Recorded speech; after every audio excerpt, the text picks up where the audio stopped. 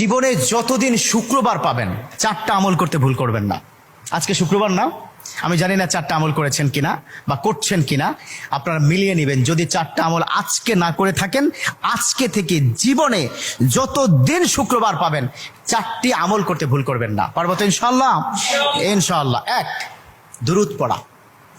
আমার বিশ্বনবী দুরূদ সম্পর্কে কত অসাধারণ কথা বলেছেন। একজন সাহাবা এসে বললেন, ইলা রাসূলুল্লাহ সাল্লাল্লাহু আলাইহি ওয়াসাল্লাম, ও নবী, আমি যদি আপনার প্রতি দিনের 1/3 ধরে দুরূদ শরীফ পড়ি আমি কি নিয়ামত পাবো? বিশ্বনবী বললেন, তুমি যদি দিনের 1/3 ধরে আমার প্রতি দুরূদ শরীফ পড়ো তোমার জন্য বিশাল উপকার হবে, আরো বাড়িয়ে পড়লে তোমার জন্য আরো ভালো হবে।